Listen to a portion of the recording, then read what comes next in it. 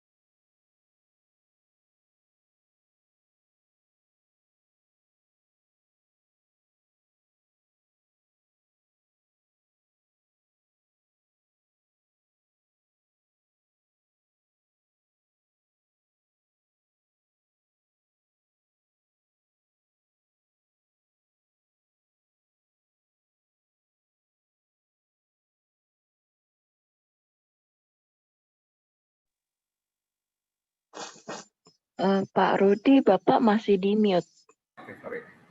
Ya, maaf. Eksternal dan internal analisis ya. Jadi, nah di dalam eksternal kan kita belajar nih tentang hal-hal ini gitu ya. Ini nih ya. Jadi dengan mempelajari eksternal dia bilang perusahaan itu bisa mengidentifikasi apa yang mereka bisa kerjakan gitu ya. Nah lalu dan itu akan menghasilkan apa sih peluangnya gitu ya dari kondisi eksternal itu. Kita sebagai perusahaan tuh peluang apa yang kita bisa dapat gitu loh, ya kan ya. Lalu ancaman apa gitu atau apa ya ancaman apa sih gitu ya yang akan kita hadapi dengan kondisi-kondisi lingkungan yang berubah itu ya. Kira-kira ancaman apa yang terjadi kepada perusahaan kita. Itu manfaat dari external assessment. Ya. Nah, kalau kita bicara internal gitu ya, itu bicara mengenai apa yang ada di dalam perut perusahaan kita gitu ya. Oke. Nah, lalu kita melakukan review terhadap resource yang kita punya gitu. Ya. Jadi kita melakukan review terhadap resource yang kita punya di dalam fungsi-fungsi perusahaan kita gitu. Ya. Nah, apa resource yang unik, apa capability kita dan apa core kompetensi kita nanti yang akan kita cari tahu gitu di dalam perusahaan ini.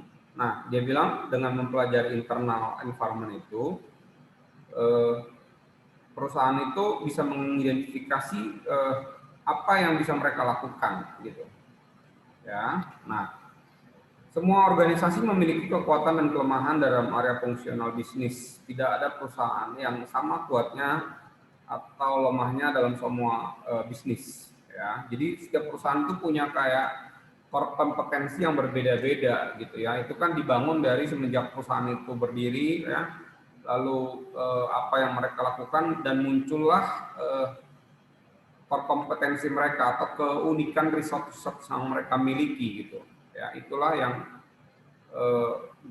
nggak bisa kita samakan misalkan antara perusahaan A dengan perusahaan B karena dalam perjalanan kehidupannya itu mereka pasti punya sejarahnya masing-masing gitu sehingga oke, ini kuat di sini, ini kuat di sini, lemah di sini dan sebagainya gitu ya. Oke, nah kekuatan internal yang tidak mudah disamakan atau ditiru oleh pesaing ya itu kita sebut sebagai distinctive kompetensi ya. Jadi kalau kamu misalkan perusahaan kamu tuh punya apa ya kekuatan yang unik gitu ya, yang nggak gampang untuk ditiru oleh perusahaan lain, itu kita sebut sebagai distinctive kompetensi dan itu memang yang diperlukan oleh suatu perusahaan gitu ya. Nah, setiap perusahaan itu pasti punya apa ya kompetensi yang istimewa lah gitu, UPH mungkin ya atau PNG itu kan ya. Ya perusahaan-perusahaan Anda pasti punya kompetensi yang unik atau istimewa gitu ya. Jadi itu, jadi nggak bisa si ini sama dengan si itu enggak ya. Jadi semuanya pasti berbeda. Gitu. Nah, jadi yang kita mau lihat di sini nanti adalah functional area of business ya. Di mana strength kita, di mana weakness kita ya. Oleh sebab itulah sebelum masuk ke dalam berikutnya kita harus cari tahu sebenarnya area-area atau bisnis fungsi di perusahaan kita itu apa aja sih gitu ya, function of business kita itu apa saja gitu ya. Nah, secara garis besar atau secara umum ya fungsi-fungsi di dalam perusahaan itu kan seperti ini: manajemen, marketing, finance, production, research and development, manajemen information system, atau kamu bisa tambahkan hal-hal lain di sini ya, yang itu bicara apa namanya di perusahaan kamu seperti apa fungsinya gitu. Karena kita nggak bisa samakan antara fungsi satu perusahaan dengan fungsi perusahaan yang lain. Tapi bukunya Fred David itu hanya berbicara secara umum bahwa manajemen, marketing, finance itu adalah fungsi-fungsi di dalam suatu perusahaan yang ada di gambar ini, gitu ya. Jadi fungsi-fungsi itu seperti ini. Ya, kalau dalam struktur perusahaan Anda kalian punya fungsi-fungsi yang berbeda, ya, itu bisa saja dilakukan, gitu, ya. Tapi secara umum manajemen, marketing, production dan sebagainya. Oleh sebab itulah dimulai nanti kalian untuk melihat sebenarnya struktur organisasi itu seperti apa perusahaan Anda, lalu fungsi-fungsi yang ada di perusahaan itu apa aja sih gitu loh ya. Nah itu dari situlah kita beranjak gitu ya. Kalau kita tidak paham fungsi-fungsinya apa ya susah untuk melakukan internal audit ini gitu ya. Oke, sampai di sini dulu bisa kita diskusi sejenak ya. Saya tutup dulu, stop share ya. Biar clear dulu nih. Ya, tolong nyalakan dulu kameranya semuanya.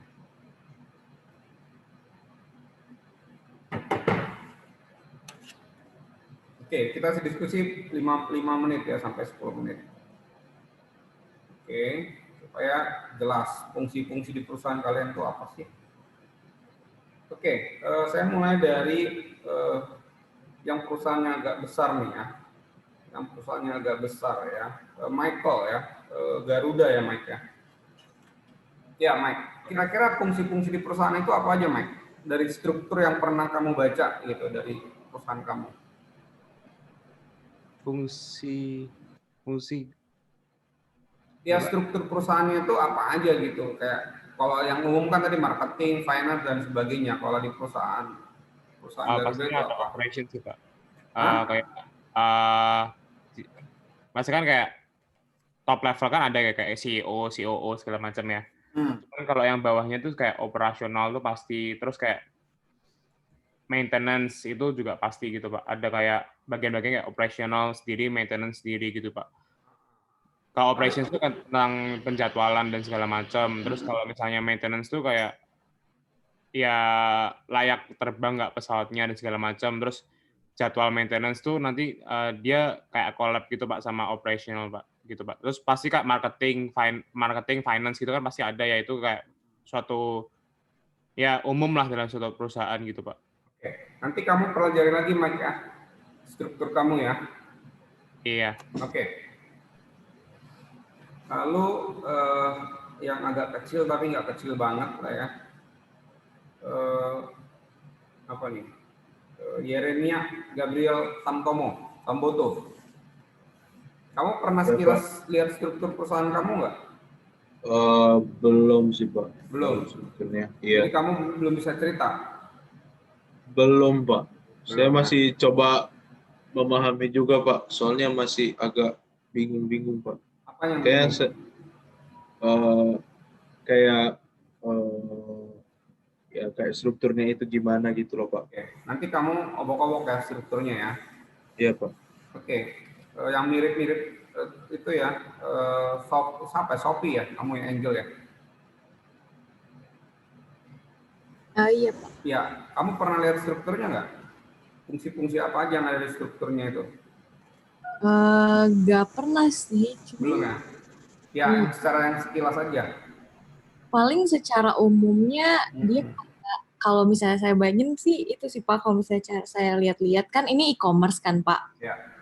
Itu biasanya kayak dari CEO terus ada GM-nya, terus nanti kayak bisa dibagi dua gitu Pak, kayak dua divisi besar, ada yang ke bagian corporate-nya, ada yang ke komersialnya. Kalau misalnya komersialnya tuh lebih ke kayak ngurusin retailnya, terus e-commerce-nya, terus marketingnya, brandingnya, jadi lebih ke bagian lebih detail. Tapi kalau misalnya kayak corporate-nya itu lebih ke kayak yang IT-nya, finance-nya, sama legal atau enggak, atau misalnya kayak ngurusin bagian human resource gitu-gitu sih Pak.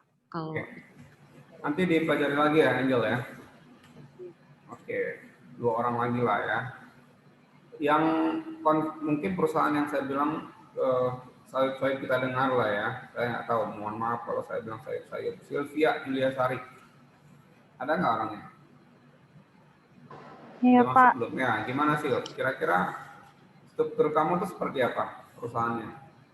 Kalau untuk pastinya saya masih belum tahu Pak, belum pernah tanya jelasnya gitu. Cuman kalau misalnya strukturnya ini masih normal-normal aja sih Pak, yang perusahaan yang normal yang biasa gitu, yang ada marketing, ada production, yang ada produksinya, terus ada pemasarannya gitu Pak. Kamu lihat lagi ya. Ya Pak. Oke, yang menarik nih, Wira nih, agak unik nih mungkin ya. Wira. Kalau untuk strukturnya sih Pak, sebenarnya saya belum tahu sih Pak untuk dalamnya gimana. Cuman harusnya sih mereka ada kayak sistem yang contohnya ada komisaris utama sama direktur utama sama CEO-nya Pak. Nggak, bawah-bawahnya bagian-bagian unit-unit masing-masing itu apa? Kalau belum sih Pak, tapi bawah-bawahnya paling ada itu Pak yang kayak yang quality control, terus customer service, supervisor gitu-gitu sih Pak di bawah mereka. Oke. Bentar, yang agak besar ini ya. Ilham. Ada Ilham nggak? Ilham? Ya Pak. Ya, kira-kira apa yang kamu tahu dari Starbucks? Starbucks itu ada 2 sih Pak organisasinya Pak, struktur organisasinya Pak. Itu yang di internasionalnya sama yang di Indonesianya Pak.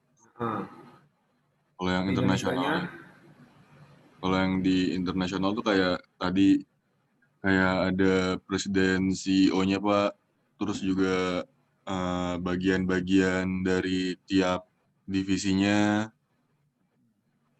Kalau di Indonesia tuh Pak, dari PT Sari Coffee Indonesia, terus masuk ke ke store manager ya Pak, ke bagian struktur organisasi store-nya Pak.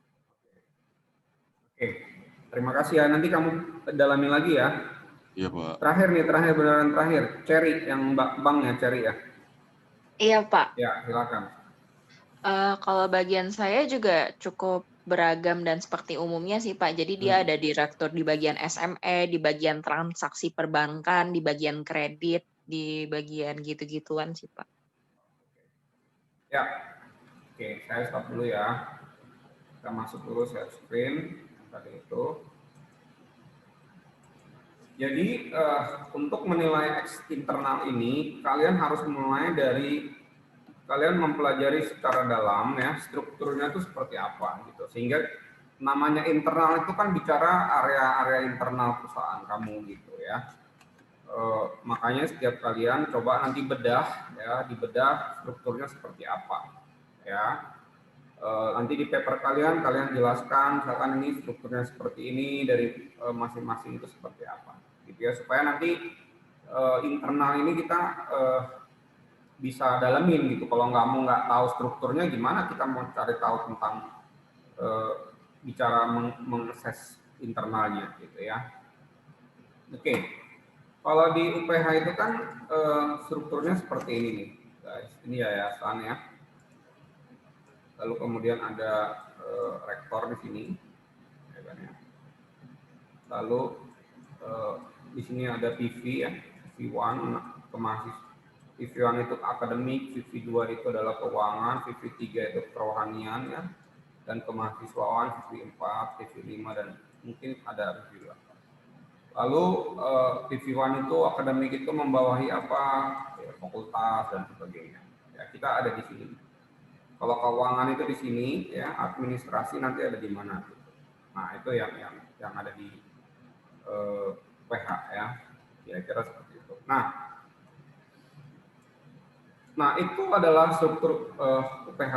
Nah yang buku ngomongnya gini, secara umum kan fungsi-fungsi dalam perusahaan itu adalah manajemen, marketing, finance, production, research and development, dan information and system gitu ya.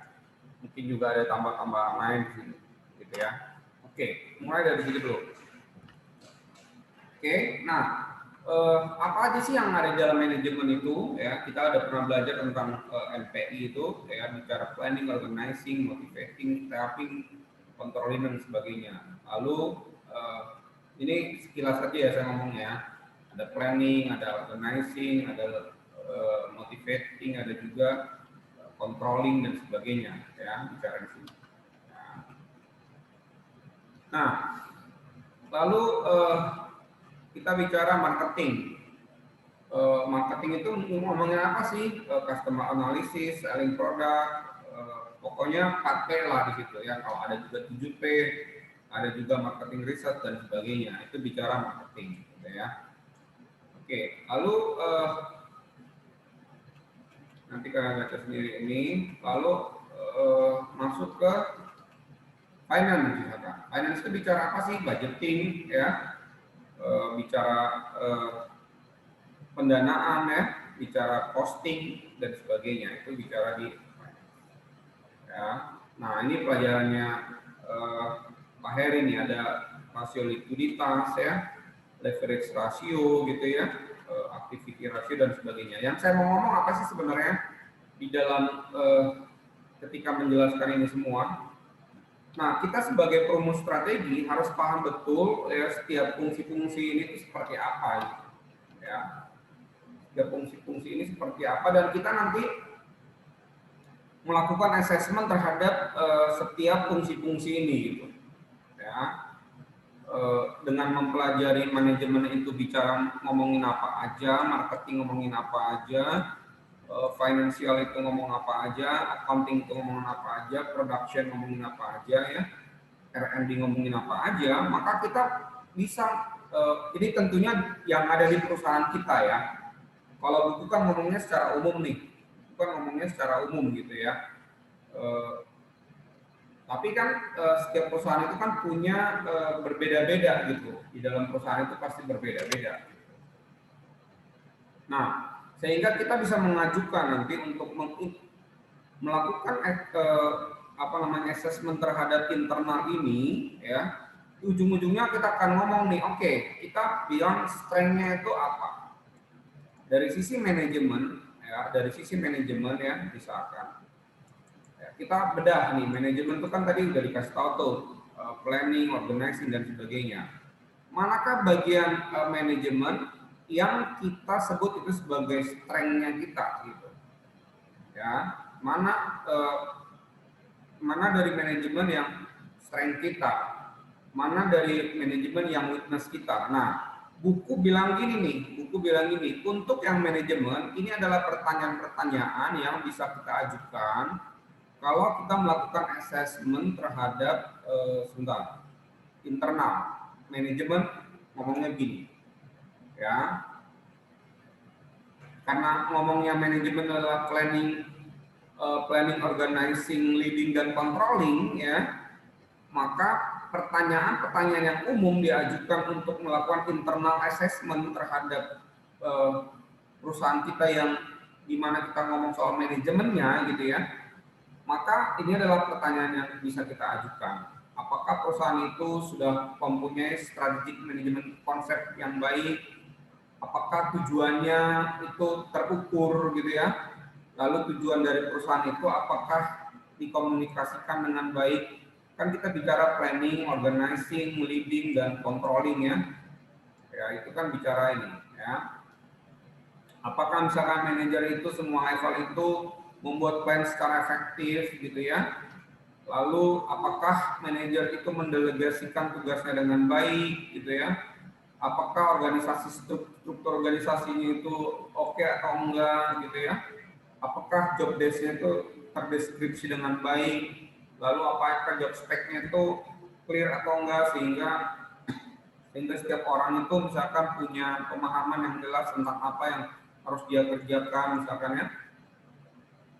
Apakah misalkan moral karyawan itu rendah atau misalkan tinggi gitu ya dalam perusahaan dan sebagainya ya. Apakah misalkan employee itu tingkat advansinya dan sebagainya. Itu kalau kita bicara melakukan assessment terhadap manajemennya, yang di situ tadi dibicarakan adalah planning, leading, organizing, controlling, gitu ya. Nah, itu yang saya bilang tadi, kamu kan harus, kita sebagai perumus strategi, ya, harus tahu nih, jangan sini dulu. Manajemen itu kita ngomongnya apa nih di perusahaan kita? Ya, bagian kalau manajemen itu kalau kita tarik ke perusahaan kita ngomongin apanya sih gitu loh, ngomongin apanya gitu ya. Nah baru kita lakukan screening terhadap assessment terhadap manajemen ini dengan pertanyaan-pertanyaan yang sudah diajukan atau dibuat oleh si Fred seperti ini. Tapi tentunya ya kita kan di perusahaan kita kan beda-beda. Apakah Anda menggunakan pertanyaan yang lain untuk menjawab manajemen ini ya terserah kalian. Yang jelas bicaranya planning, organizing, leading, dan controlling gitu loh. Itu yang ada di manajemen. Gitu ya. Itu yang pertama. Supaya kalian nggak bingung, saya juga paham apa yang kalian sampai di mana gitu ya. Ada pertanyaan nggak untuk hal ini? Sebelum kita melanjut ke yang lain. Jadi seperti yang saya bilang tadi, manajemen itu bicara planning, organizing, ya, leading dan controlling gitu. Nah, definisi planning adalah bagaimana perusahaan itu menentukan tujuannya. Organizing itu bagaimana perusahaan itu membuat struktur yang baik, bagaimana membagi pekerjaannya dan sebagainya. Ini adalah proses motivating dan leading, dan ini adalah proses perusahaan itu melakukan controlling. Ya, itu intinya sebenarnya. Lalu pertanyaan-pertanyaan kita bisa ajukan untuk menilai apakah perusahaan itu kuatnya di mana dan lemahnya di mana. Maka yang kita lakukan adalah si Fred David memberikan semacam guidance ini loh, pertanyaan yang boleh kamu ajukan untuk melihat apakah untuk fungsi manajemen kamu itu kuat atau lemah. Gunakanlah pertanyaan-pertanyaan ini gitu loh. Itu yang dimaksudkan. Oke, sampai di sini dulu. Ada pertanyaan?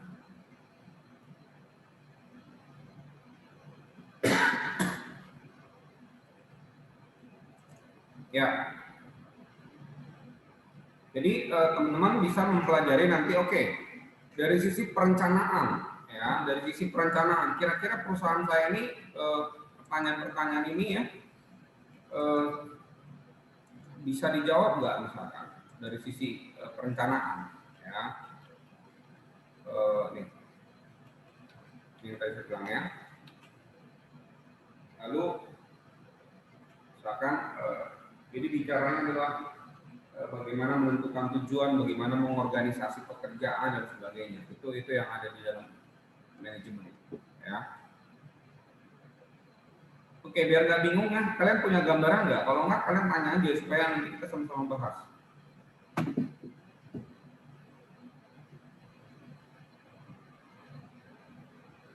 Misalkan lah ya, saya tanya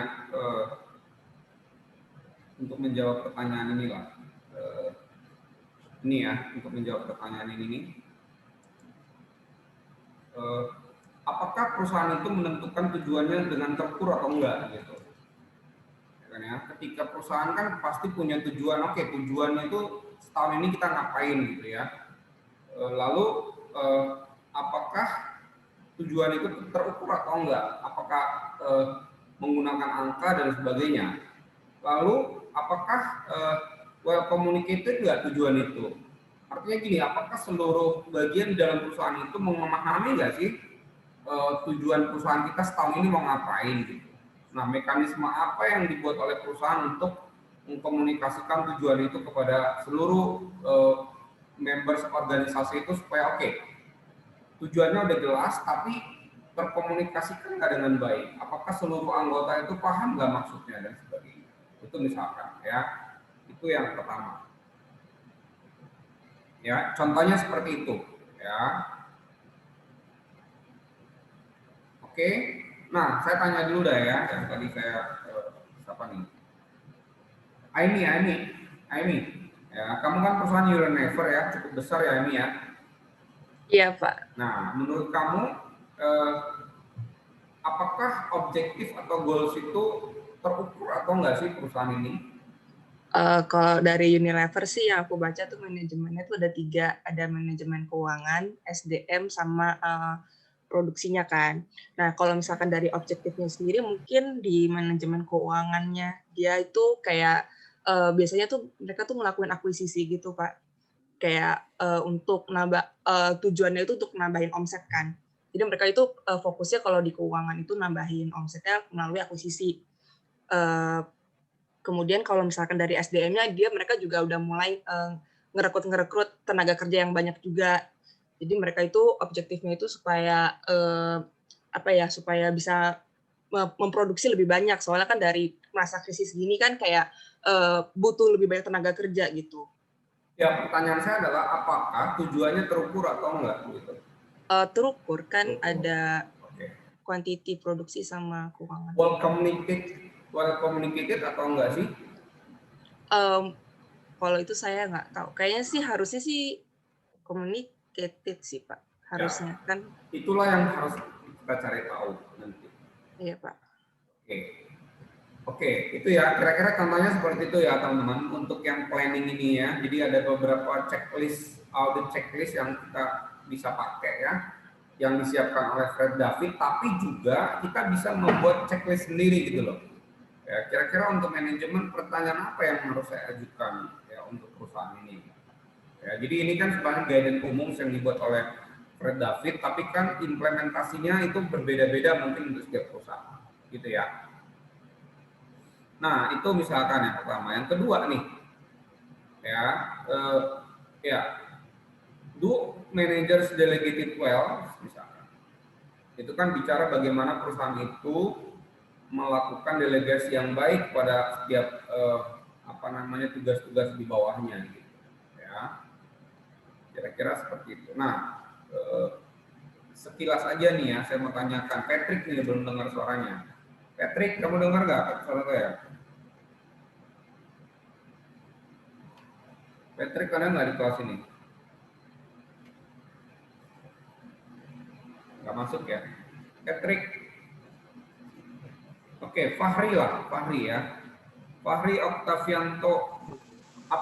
Fahri, kamu paham nggak apa yang saya maksud? manajemen ini, paham Pak? Kira-kira nih, Maksudnya, maaf mau nanya, sebelumnya maksudnya delegasi itu Pak gimana Pak ya? ya maksudnya manajer itu mendelegasikan pekerjaan ke bawahnya itu dengan baik atau enggak gitu loh. Jadi dulu dipercaya atau enggak.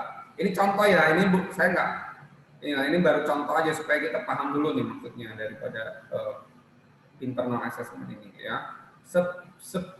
Sepanjang pembacaan kamu selama ini gitu ya, atau yang kamu lihat lah gitu, do managers delegate well? Gimana? Iya sih Pak, managers delegate well. Apa indikasinya kira-kira? Gimana Pak? Apa indikasi kamu bilang delegate well itu? Kayak saya pernah baca dia pernah nggak R&D salah satu bahan bakar Autan 95 yang baru, dia apa nemuin nge-R&D bahan bakar yang baru, nemuin yang baru gitu. Oke. Lalu?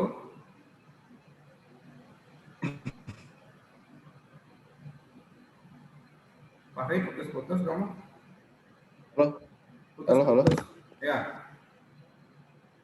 Kenapa sekilas kamu bilang bahwa manajer itu delegate well gitu? Ini contoh lah ya. Maksudnya produknya ya saya masukin artinya tuh kayak produknya itu yang dihasilkan itu sukses gitu, berhasil gitu. Oke, itu indikasi bahwa kamu bilang delegate well ya, managers itu ya. Ya, oke. Itu contohnya ya. Nanti kamu lihat lagi. Ya. Nah, ini yang saya bilang dari sisi planning, organizing, leading dan controlling, ini contoh pertanyaan atau checklist yang disediakan oleh si Fred David. Kamu boleh pakai ini atau kamu boleh membuat checklist sendiri, tergantung dari kondisi di perusahaan kamu. Ya, pada akhirnya dari manajemen kita akan bilang yang strength-nya yang mana ya, lalu yang weakness-nya yang mana nih dari sisi manajemen misalnya. Dari checklist yang sudah disiapkan oleh si perusahaan ini ya. Jadi yang awal-awal kita lakukan adalah screening dulu nih, untuk manajemen kira-kira nanti pertanyaan-pertanyaan apa yang bisa saya ajukan untuk manajemen misalkan ya.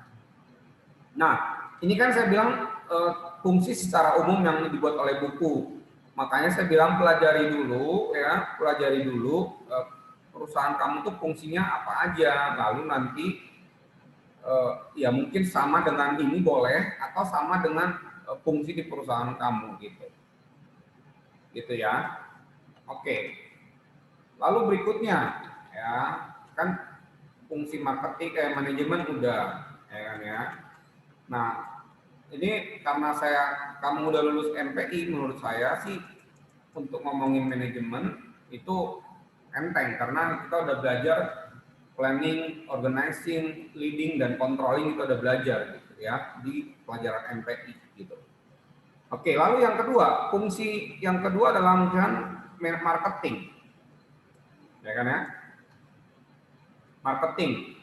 Ya, nah si Fred David bilang apa soal marketing ini? Saya langsung aja ke sini ya.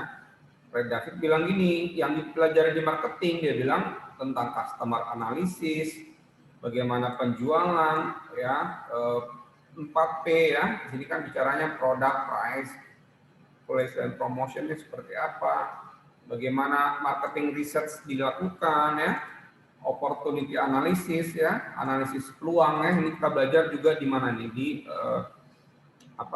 Entrek gitu. Gimana analisis peluangnya dan sebagainya. Bagaimana kita menganalisis konsumen dan sebagainya. Ini biasanya yang dikerjakan oleh bidang marketing tuh di perusahaan itu kira-kira ini gitu ya. Kira-kira ini gitu ya. Menurut Fred David di dalam bukunya. Ya kan ya. Nah, dia menjelaskan apa itu customer analysis. Ya, nah dia menjelaskan apa sih yang dikerjakan oleh customer analysis ini, survei, consumer information, marketing positioning strategis, customer profile, market segmentation strategis, dan sebagainya. Itulah yang dikerjakan di dalam customer analysis, ya. Nah, kan kamu juga udah lulus nih pelajaran pemasaran, mestinya sih ini nggak terlalu sulit gitu ya. Lalu apa? Selling, ya, selling produk atau service. Apa yang biasanya dibicarakan di dalam selling produk atau service? Biasanya ini nih, advertising, sales, promotion, publicity, dan sebagainya, ya. Customer relation, dealer relation, dan sebagainya, gitu ya. Oke. Lalu di dalam planning product or service, apa saja yang biasanya dibicarakan? Test marketing, brand positioning, dan sebagainya. Ya. Oke, pricing. Biasanya strategi pricing itu apa saja? Ya. Nah, ini juga sudah kita pelajari di pelajaran pemasaran. Ya. Pricing itu apa? Ada ini, strategi itu, dan sebagainya. Gitu ya, saya nggak mau ngulang itu di sini ya. Lalu distribusinya seperti apa? Ya, distribusinya seperti apa? Misalnya, ya. Lalu marketing research-nya seperti apa? Apakah perusahaan itu membuat marketing research atau enggak gitu? Bagaimana cara mereka melakukan riset pasar dan sebagainya? Itu kan ya. Itu yang dipelajari dalam riset pemasaran ya. Nah, kemudian analisis peluang misalkan ini ya. Terakhir adalah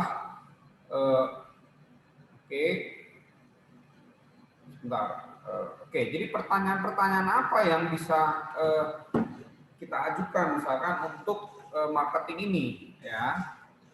Si Fred David bilang ya, ada berapa nih? 10 pertanyaan ya yang bisa kita ajukan untuk menjawab marketing ini ya. Ini adalah contohnya ya teman-teman. Boleh kalian gunakan, boleh juga kalian create sendiri pertanyaan-pertanyaan untuk melakukan assessment terhadap internal yang marketing ya. Misalkan gini, apakah pasar kita itu tersegmen secara efektif atau enggak gitu. Ya. Apakah kita melakukan positioning yang baik gitu ya dibandingkan dengan kompetitor misalnya. Ya. Nah, ini adalah beberapa pertanyaan ya. Lalu strategi harga kita seperti apa ya? Apakah perusahaan melakukan marketing research gitu ya, atau mereka berjalan gitu aja tanpa melakukan research gitu ya terhadap produk-produk yang mereka keluarkan dan sebagainya gitu ya. Lalu quality produk mereka seperti apa? Ya, bagaimana mereka melakukan pricing-nya gitu ya. Promosinya seperti apa? Publicity-nya seperti apa dan sebagainya. Ya, mungkin itu adalah pertanyaan-pertanyaan yang bisa kita ajukan untuk marketing ini seperti apa. Ya, nah, akhir-akhirnya kita akan bilang oke, strength-nya itu di mana ya? Weakness-nya yang mana dari perusahaan ini gitu. Ya. Dari sisi marketing ini kita punya kekuatan misalkan perusahaan saya misalkan setiap meluncurkan produk melakukan riset pasar dulu misalkan, itu kan juga bisa bilang strength gitu ya. Lalu perusahaan saya penentuan harganya seperti apa gitu ya dalam proses penentuan harga misalkan. Lalu promosi yang dilakukan seperti apa, intensitasnya, kontennya dan sebagainya gitu ya, itu juga kita bisa lakukan analisis terhadap itu. Yang pada akhirnya kita bilang kayaknya di bagian ini saya strength nih, kayaknya di bagian ini saya weakness nih, ya untuk yang marketing gitu ya, kira-kira seperti itu. Oke, nah saya mungkin tanya dulu satu dia, 1-2 orang dari kalian untuk secara sekilas ya dari apa yang kalian pahami di perusahaan itu seperti apa. Oke. Saya tanya dulu ya, si Cilia Yohana Pateh. Ada nggak? Ada, Pak. Oke, si Cil, apakah perusahaan yang kamu analisis itu melakukan market research dengan baik atau enggak sih? ketika dia menentukan produknya apa, misalkan ya, harganya misalkan maunya berapa gitu ya, bagaimana perusahaan itu mendistribusikan dan sebagainya itu, apakah dia melakukan yang namanya market research? Kalau dari saya lihat sih ngelakuin Pak, cuma belum kayak maksimal banget gitu sih. Mungkin karena masih baru kali. Contohnya mereka melakukan apa mereka? Paling kayak distribusinya aja sih Pak. Maksudnya gimana tuh?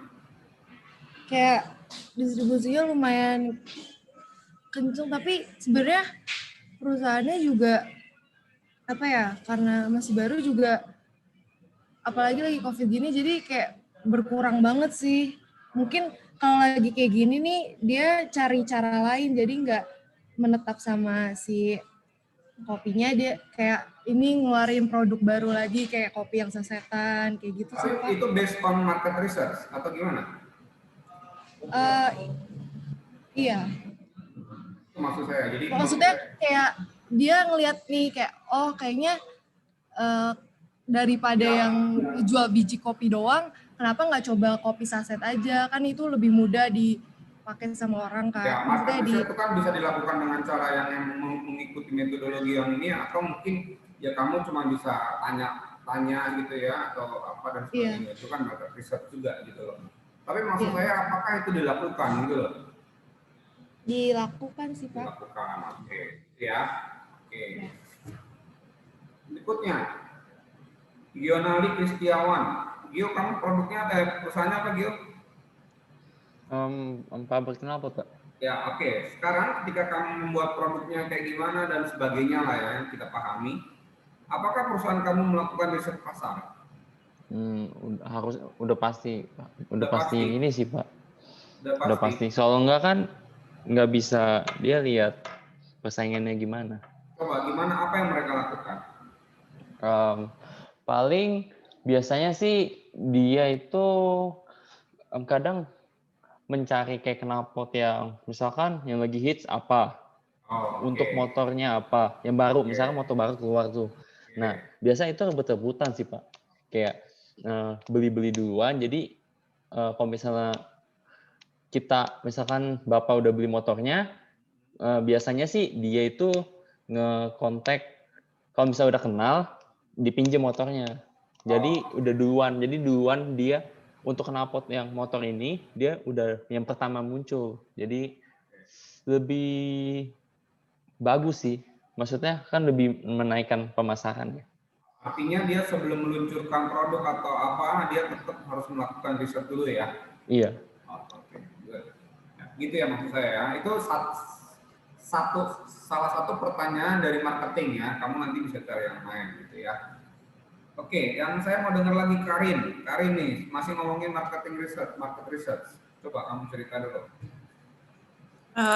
Kalau market research-nya IKEA, dari sepenglihatan saya Pak, kayak dari tahun ke tahunnya kan dia pasti ganti-ganti terus gitu kan Pak produknya, dan itu biasanya produknya kayak ngikutin zaman gitu sih Pak. Jadi menurut saya dia juga juga ngelakuin market research Pak.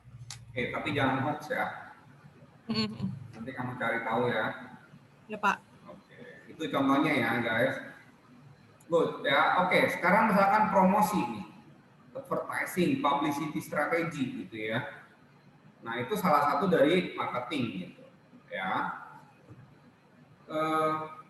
Saya tanya dulu yang belum saya. Albertus, coba Albertus mana? Promosi, advertising, publicity strategies gitu ya. Apa yang dilakukan oleh perusahaan ini dan seperti apa gitu, coba? Kalau promosi sih Pak, mereka kadang kayak ngajakin ada kayak maksudnya ngasih iklan di halaman webnya juga kan Pak. Terus kadang mereka juga promosinya kayak ngajakin perusahaan yang lebih gede dari mereka untuk kerjasama gitu.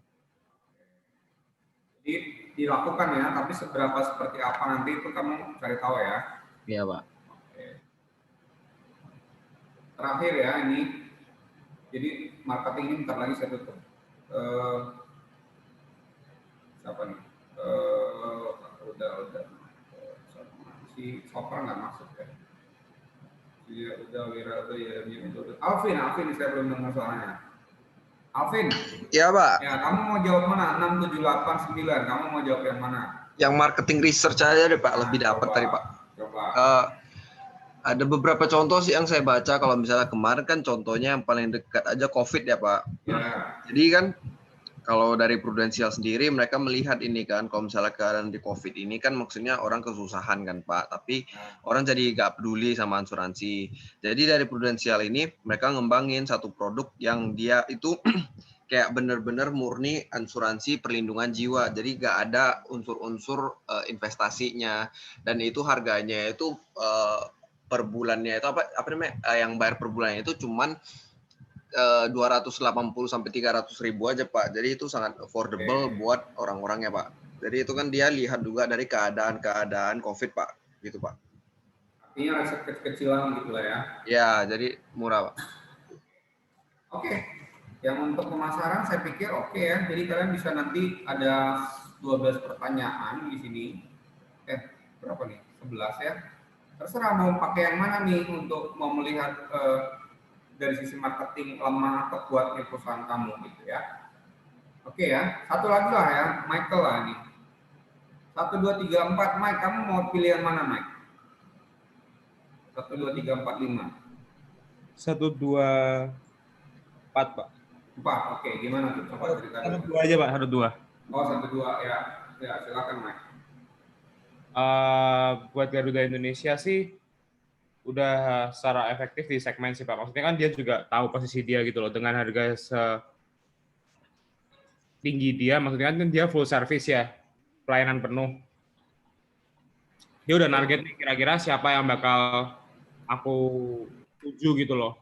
Karena anggapannya kalau misalnya pekerja swasta biasa mungkin kayak budgetnya mungkin dikit gitu kan ya. Makanya itu kayak Garuda Indonesia sebagai BUMN juga bekerja sama dengan perusahaan negara lainnya gitu loh, untuk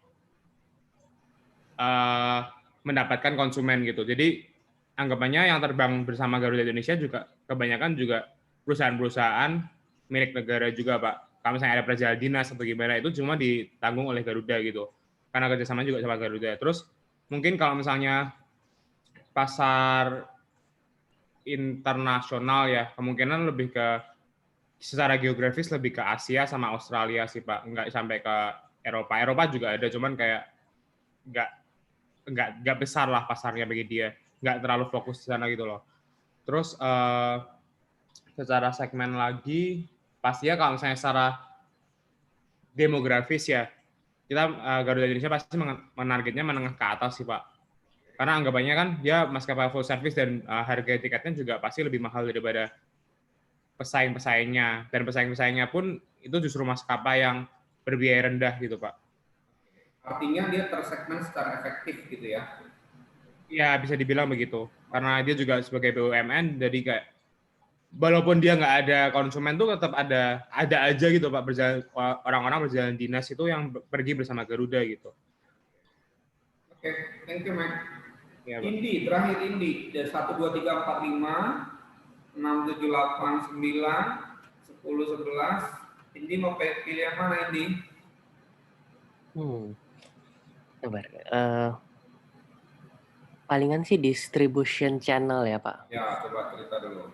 Kalau dari segi, kalau kan perusahaan saya Ciwi Kimia, jadi untuk distribusinya mereka ada mayoritas sih mereka kerjasama dengan perusahaan, anak perusahaan mereka ya sendiri, jadi mereka yang mengendalikan sendiri distribusi barang mereka. Ciwi Kimia tidak terlalu pusing untuk masalah yang lain-lainnya sih. Distribusi oke ya, jadi kalau ngomongin distribusi, Kiwi jagonya gitu ya. Iya. Oke. Gitu ya teman-teman ya, oke. Saya tutup untuk yang marketing. Ada pertanyaan sebelum saya lanjut? Ini kamu tuh ya, kita nih kayak kita belajar untuk mengobok-obok bagian dalam perusahaan kita nih. Ya, manajemennya seperti apa gitu ya. Terus marketingnya seperti apa. Kita di si Fred ini bilang nih, lu kalau mau melakukan formulasi strategi, dia bilang, cari tahu dulu nih kondisi di luar, lalu cari tahu kondisi di dalam gitu loh. Nah ilmunya ya lu obok-obok dulu perusahaan lu, mana yang strength, mana yang weakness. Nanti soal pengangkaannya itu kita belajar di akhir. Ya, yang penting dia memberikan guidance untuk nih kalau marketing lu ini nih gitu. Untuk yang manajemen ini nih yang lo harus nilai gitu loh ya. Ini si Fred bilang begitu di dalam bukunya ini. Oke ya teman-teman ya, kita lanjut. Ada pertanyaan? Oke, kalau nggak ada, masuk ke finance. Ya, finance ini kan bicara capital budgeting ya, bagaimana perusahaan itu melakukan apa, investasinya itu seperti apa, apakah meminjamnya, apakah dia menerbitkan saham dan sebagainya gitu ya. Itu yang dipelajari dalam finance ya. Kemudian setelah dividend decision-nya seperti apa dan sebagainya. Nah, itu garis besarnya. Tapi dia juga memberikan guidance seperti ini. Likuiditas rasio itu apa gitu ya. Dia jelaskan apa artinya rasio likuiditas ya. Nah, inilah tools yang diberikan oleh manajemen keuangan ya. Pelajaran manajemen keuangan ya. Tapi kan kita nggak belajar tuh. Tapi kan kamu belajar juga sedikit mungkin ini di analisis investasi. Ya, tapi saya nggak tahu itu dikerjakan atau enggak. Tapi kalau kamu ngambil S2 manajemen, ya kan ada namanya manajemen keuangan. Inilah adalah tools-tools yang disediakan oleh manajemen keuangan ini untuk melihat secara keuangan itu kita itu kuat atau lemah sih gitu loh. Kemampuan kita likuiditas rasionya seperti apa misalkan, ya. Leverage rasionya seperti apa. Yang jelas saya nggak mungkin menjelaskan ini secara definisi ke kalian ya, karena ini hitung-hitungannya juga banyak gitu ya. Ini kan kita belajar tentang strategi manajemen, makanya orang yang belajar strategi manajemen itu biasanya itu ya udah paham soal keuangannya seperti apa nih gitu ya. Dia nggak mungkin merumuskan strategi kalau dia nggak paham soal keuangan gitu. Tools-tools apa yang ada di dalam keuangan dan sebagainya gitu ya. Activity ratio ya, lalu profitability ratio ya, ada pemahamannya di sini apa, lalu nanti gimana cara ngitungnya gitu ya. Itu yang disiapkan. Growth ratio ya misalkan. Nah, enaknya si Fred David ini dia kayak kasih juga guidance untuk kita nih, lu tanya ini nih ya, lu tanya ini aja nih kalau lu mau melakukan audit atau assessment terhadap finance atau accounting gitu loh. Ya, pertanyaan pertama ya kan ya, kedua, ketiga dan sebagainya. Ya, nah karena keterbatasan kita dalam kemampuan manajemen keuangan, teman-teman, mungkin kalian sebisanya aja nih ya, apa yang bisa kalian pahami dari pertanyaan-pertanyaan yang disiapkan oleh si Fred David ini untuk melihat weakness atau strength-nya perusahaan kita itu seperti apa, gitu ya. Saya juga nggak memaksa kita untuk ngerti probability ratio dan sebagainya, walaupun itu kita bisa belajar mestinya ya. Kira-kira seperti itu. Nah, mungkin kalau kalian baca jurnal atau paper yang dibuat orang lain, mungkin ada juga dengan bahasa yang lebih sederhana, misalkan keuntungan perusahaannya sekian gitu, terus itu strength atau weakness, itu juga bisa kita jadikan sebagai referensi gitu ya. Kebetulan si Fred David hanya memberikan berapa nih, 7 guidance untuk bertanya soal apa, soal keuangan ini ya. Yang paling masuk, yang paling mudah kita mengerti mungkin apa ya,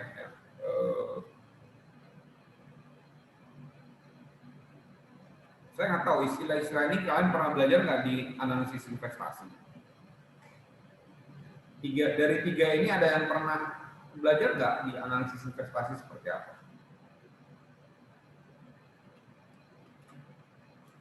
Belajar nggak sih kalian? Yang pelajarannya Pak Heri dulu?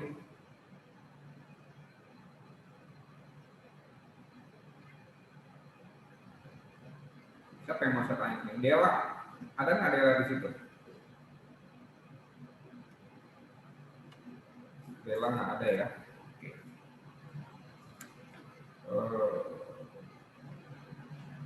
Angel. Kamu Iya, masih Pak. ingat nggak pelajarannya Pak Heri dulu? Lupa ingat. Iya, Pak. Agak lupa. Dari 3 ini ada yang nyangkut nggak?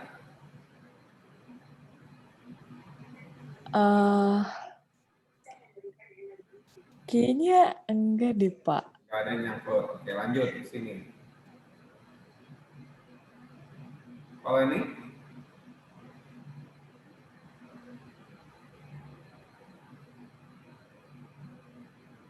Ada juga ya.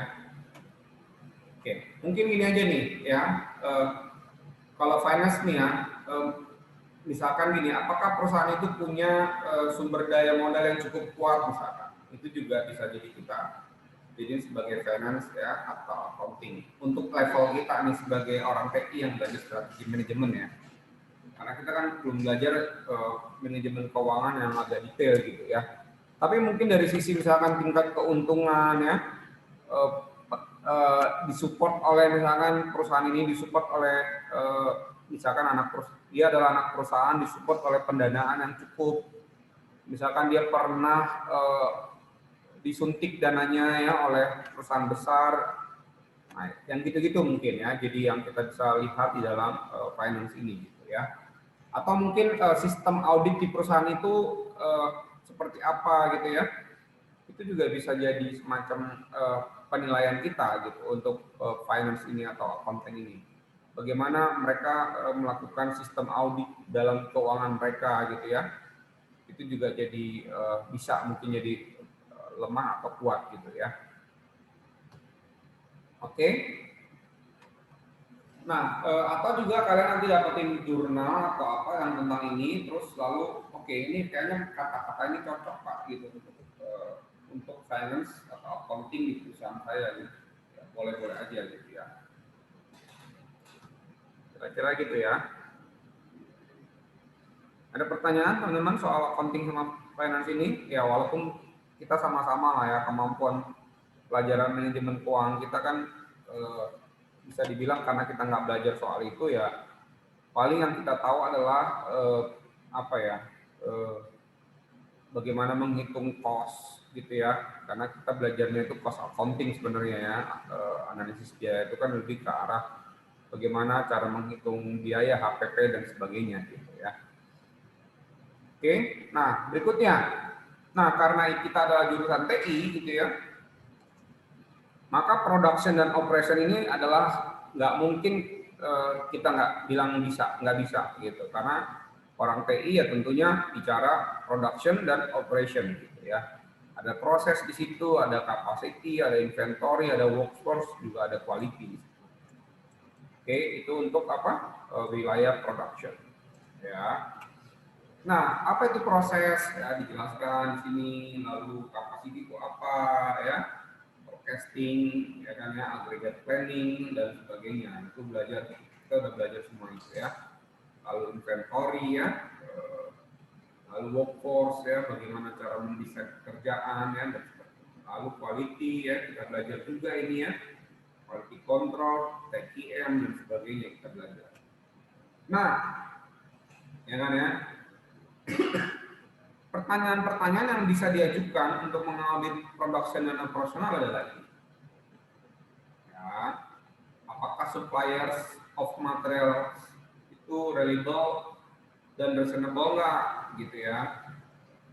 Apakah fasilitas, equipment dan mesin yang kita punya itu dalam kondisi yang baik atau enggak? Ya. Apakah inventory control itu, kebijakan itu, prosedurnya itu efektif atau enggak dan sebagainya. Ya, sistem apa yang mereka gunakan ya? Itu kita bicara dalam inventory gitu ya. Kalian kan udah belajar pelajarannya MRP, ERP ya, itu bagian dari sini ya. Oke, lalu apakah quality control policy itu dilakukan dengan baik di perusahaan itu ya? Apakah fasilitas bla bla dan sebagainya itu? Nah, ya, jadi itu mungkin yang ada di dalam production atau operational ini. Oke, nah supaya ini lebih mengenal lagi, mungkin saya juga akan tanya nih, production dan operation ya.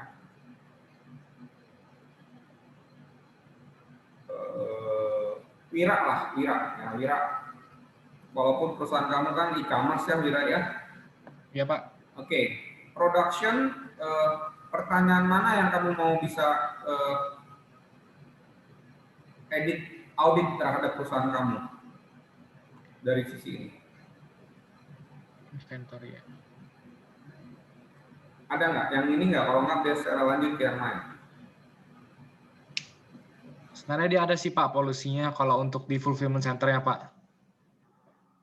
Jadi contohnya dia prioritasin barang-barang yang jadi prioritas pemesanan Pak. Jadi contohnya ada barang-barang lainnya itu mungkin itu bakal ditaruh di tempat lain dulu. Jadi untuk yang di prioritas fulfillment center tuh barang yang paling sering dipesan sama paling deket sama daerah konsumen Pak.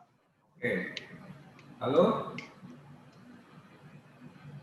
Tadi next kayak ada pertanyaannya sih Pak yang kelima ya.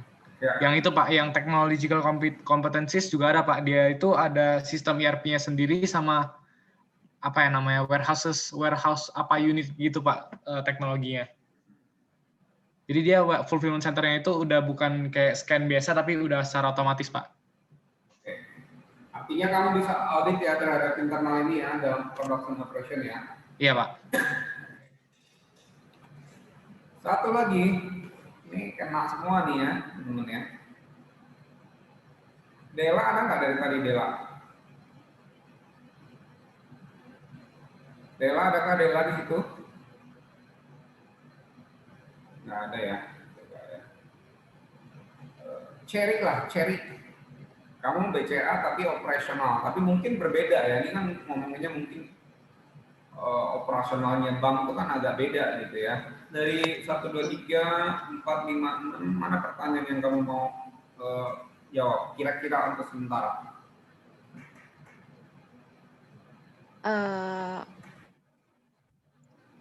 Mungkin ini bukan ini. Oke, atau ini? Iya. Coba. Mungkin lebih ke yang technological competencies. Ya. Gimana, Cherry? Coba kamu cerita. Kalau zaman sekarang kan, apalagi di masa PSBB ini, pasti perbankan lagi lumayan tingkatin masalah teknologinya deh gitu, biar bisa jarak jauh, terus yang internet banking, mobile banking, dan gitu-gitunya. Jadi mau dilihat kompetensi teknologinya gitu. Mau saya gali di arah sana. Yang lain? Prosedur quality control ya?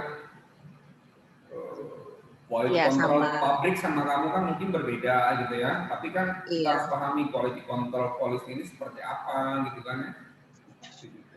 Iya, mungkin mungkin lebih ke prosedurnya ya, bisa digali juga ke arah sana. Oke, teman-teman, ya ada lagi, Cherry? Sama 3 ini sih Pak, yang prosedur, terus resource, sama technological competencies ini. Oke, ya. Nah, jadi gini, berarti kamu kan kalau ngomongin operasional, berarti kamu harus belajar bisnis prosesnya. Tentu kan gitu, ya nggak, Cherry? Kalau kamu nggak ngerti bisnis prosesnya perbankan gitu ya, bagaimana kamu mau ngomongin soal operasional misalkan ya? Tadi kan ini hubungannya dengan kontrol, kebijakan kontrolnya gitu kan ya. Itu juga berarti kan belajar tentang bisnis prosesnya seperti apa, kan gitu. Gitu ya, Terry. Oke, yang perusahaan besar juga nih, Aimi. Gimana Aimi? Dari beberapa pertanyaan ini kamu mau jawab yang mana Aimi? Aimi. Ya Pak. Ya, yang mana? Yang sama mana ya bos? Yang paling terakhir ya Pak, yang inventory control. Iya, jadi itu di Unilever kan punya terkenal akan supply chain-nya ya Pak. Supply chain-nya yang bagus. Jadi mereka itu punya planning, procurement, manufacturing sama logistiknya. Nah, itu menurut di web ini mereka itu udah terkenal akan prosedur procurement mereka tuh yang efektif sama inventory mereka. Terus kayak mereka tuh punya pencarian bahan baku sampai ke kemasannya juga di dalam produksinya itu udah sangat baik gitu. Terus mereka juga ngebangun relasinya tuh yang cukup lama gitu sama para suppliernya. Jadi mungkin dalam bidang inventory sama procurement sih udah baik gitu Pak. Nanti lihat lagi yang lain ya, ini ya. Iya Pak. Oke, saya tertarik untuk membahas soal operasional dan production ini untuk kopi nih ya. Coba Ilham, share lagi Ilham. Nanti kan jam 1 kamu kelas tuh. Pertanyaan yang mana yang kamu mau bisa ini kira-kira sekilas Ilham? Ini coba baca baik-baik. Iya Pak. Ada nggak yang dari sini? Dari sini ada Pak, yang nomor 2 tuh Pak. Tadi coba. yang di slide berikutnya juga ada sih Pak kayaknya. Oke, yang ini aja dulu, satu aja. Pak. Our facilities, equipment and machinery in good condition. Iya Pak, kan karena kan kalau Starbucks itu kan produknya kan emang harus yang good quality terus ya kan Pak. Sama tempat, mulai dari ini juga. Jadi ini sih Pak, penting Pak untuk yang ini Pak. Oke. Lalu slide berikutnya.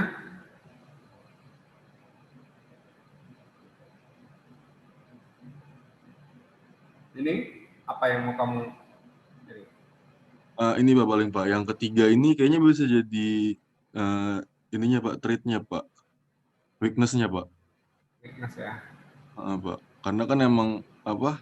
Kalau kayak dari aplikasinya juga masih kadang ngebug Pak. Oh, oke. Gitu-gitu Pak. Oke, terima kasih yang udah jawab ya. Iya Pak. Pak itu Dela ada Pak, cuman katanya internetnya error Pak, dia pakai hotspot Pak. Oh ya udah. Oke. Ya, ada pertanyaan yang production atau operasional ini? Jadi kamu harus paham tuh dari sisi production atau operasional perusahaan kamu seperti apa. Tentunya selain bicara bisnis proses, bicara juga proses produksi kan gitu. Itu yang dipelajari di production operation kan seperti itu gitu ya. Oke. Ada pertanyaan? Kalau nggak ada saya lanjut nih. Ya biar pelan-pelan jadi supaya saya juga paham kalian ini atau enggak ya. Nah, ada juga selain manajemen, marketing, operasional, finance, ya fungsi yang lain di perusahaan itu misalkan dia punya research and development gitu, ya. Nah, development of new products, ya, atau improving product quality, ya. Jadi bisa bisa dia mendevelop produk baru atau mengimprove misalkan produk quality ya. Jadi kualitas produknya yang diimprove, bukan dia menemukan produk baru tapi yang sudah ada diimprove gitu loh ya. Bisa saja improve-nya itu dengan memberikan fitur-fitur yang baru yang lebih bisa dipakai, bisa lebih canggih dan sebagainya. Itu bicara improving product quality gitu ya. Kalau ini produk kan berarti memberikan produk yang lain yang tidak ada sebelumnya gitu ya. Itu bicara new product gitu ya. Tapi kalau improving produk yang udah ada lo kita improve gitu loh ya. Nah, atau juga bisa improving manufacturing process to reduce cost. Jadi research development itu bukan hanya bicara bagaimana lu memproduksi produk baru, bukan hanya improving produk quality, tapi dia bilang improving manufacturing process ya. Ini bicaranya orang TI banget gitu ya. Untuk apa? Untuk mereduce cost gitu ya. Ini kita orang TI banget lah ini ya. Bagaimana kita mengimprove manufacturing proses. Di kerja praktek nanti akan kita lakukan ini. Misalkan kamu datang ke pabrik, oke kita apa yang terjadi di perusahaan ini sehingga misalkan cost-nya itu overhead-nya tinggi gitu. Oke, sekarang kita datang sebagai orang TI, kita lihat seperti apa prosesnya, lalu lakukan improvement, lalu akhirnya adalah cost reduce dan sebagainya. Itu bicara R&D gitu ya. Oke, nah ada beberapa hal yang dilakukan oleh si Fred David. Dia bilang yang pertama adalah dari sisi budgetnya, ya kan ya. Apakah budget R&D perusahaan ini seperti apa gitu, ya. Lalu, nah atau juga ya pokoknya dilihat dari yang tadi itu ya. Kebetulan ini dia cuma kasih budget R&D-nya. Nah, R&D budget itu bisa dengan cara seperti ini ya. Jadi tergantung perusahaan itu punya kemampuan seperti apa, atau use person of sales method ya. Misalkan kalau kita punya sales targetnya sekian, maka kita harus keluarkan budget sekian misalkan ya. Atau budget kita itu kita bandingkan dengan kompetitor perusahaan yang sama. Oke, dia punya perusahaan sana yang sebagai kompetitor kita budgetnya seperti ini. Oke, kita nggak mau kalah dong ya, kita kan mau bersaing dengan dia, maka budgetnya disamakan dengan kompetitornya misalkan ya. Atau sebagai seberapa sukses untuk untuk memproduksi produk baru itu seberapa sih yang dibutuhkan misalkan ya. Itu juga jadi bahan pertimbangan untuk menentukan misalkan budget R&D ini. Nah itu kira-kira sekilas. Tapi yang penting buat saya adalah ketika kita bicara R&D, ini adalah pertanyaan-pertanyaan yang disediakan oleh Fred David untuk menjawab apakah lemah atau kuatkah R&D perusahaan kita. Ya, apakah kita punya fasilitas R&D yang memadai misalkan ya. Apakah R&D yang kita outsource itu efektif nggak cost-nya? Apakah kita punya personal R&D yang qualified-nya well, gitu ya? Apakah kita R&D-nya itu resource-nya itu teralokasi dengan efektif, gitu ya? Nah itu adalah pertanyaan-pertanyaan mungkin yang bisa dijawab ketika kita bicara research and development, ya. Oke, tentu saya nggak mau melewatkan satu persatu ya. Yang perusahaan agak-agak ke R&D mungkin inilah ya, Tamboto balik lagi ke Tamboto. Ya Pak. Tamboto, kira-kira kan si GDID ini ya pastikan dia untuk melakukan bisnisnya pasti dia punya dong R&D gitu ya. Dari 4 pertanyaan yang disiapkan oleh si Fred David ini, kira-kira mana yang kamu mau pilih kira-kira sekilas aja dulu?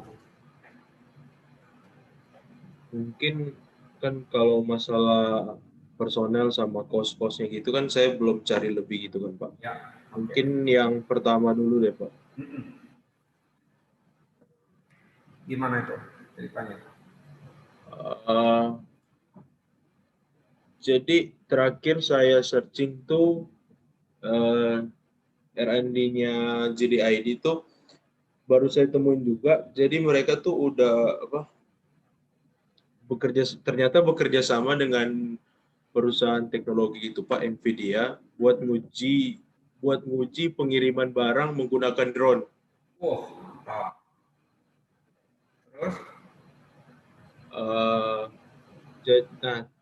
Terus?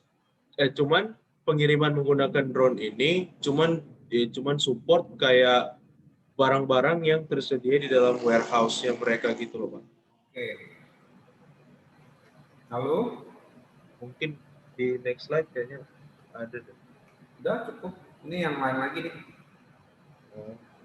Mungkin yang utama itu dulu sih Pak. Oke. Satu lagi terakhir ya.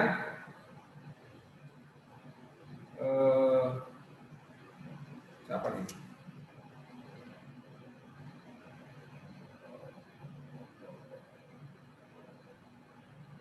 Oh ya, yang ini lah ya. Balik lagi deh ke ini deh. Iqbal saya belum nanya dari tadi nih, Iqbal. Ada Iqbal nggak? Ada Pak. Ya, kamu diam-diam aja, kamu ngomong kayak saya belum ditanya gitu. Ya Iqbal, apa yang bisa kau lihat dari sini Iqbal tentang perusahaanmu? Bagian R&D ya Pak ya? Ya. Mungkin ini Pak, jadi buat penelitian dan pengembangan riset, jadi perusahaan tuh harus mengembangkan apa namanya? Maaf Pak, berisik Pak. Ya. Harus itu Pak, meningkatkan produksi dan pencegahan hama Pak, hama pada pohon kelapa sawit Pak. Jadi kalau terus dibiarkan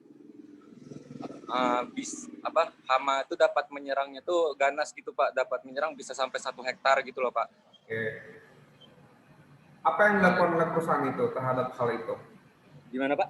Apa yang dilakukan oleh perusahaan itu terhadap apa yang kamu cerita barusan? Itu Pak, dengan mengeluarkan biaya lah Pak untuk mengeluarkan biaya buat pencegahan hama tersebut Pak.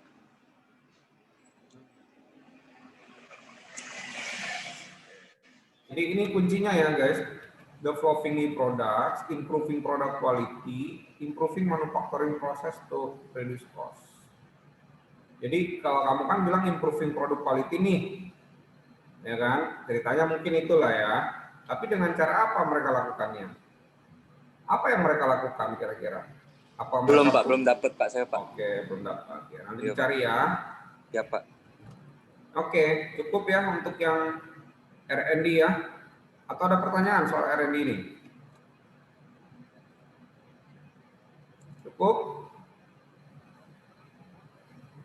Oke, yang terakhir guys, sebelum saya masuk ke yang itunya adalah sistem informasi manajemen ya. Ini sebenarnya masih termasuk dalam pertanyaan R&D ya. Oke. Jadi ini termasuk dalam pertanyaan R&D ya. Ini masuk ke pertanyaan R&D. Oke, terakhir adalah manajemen information system ya. Kita juga belajar ini ya. Pelajarannya Bu Kris nih ya, sistem informasi manajemen ya. Saya nggak tahu apa nama mata kuliahnya sekarang. Yang diajar Bu Kris itu apa aja sih? Yang pertama-tama dulu sistem informasi manajemen atau SMBD atau apa? Ya, oke.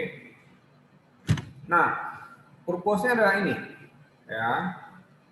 Jadi sistem informasi itu kan sebenarnya adalah suatu tools yang dipakai untuk bagaimana manajerial itu bisa mengambil keputusan dengan baik gitu. Jadi data diolah, lalu hasil olahan data itulah yang diberikan kepada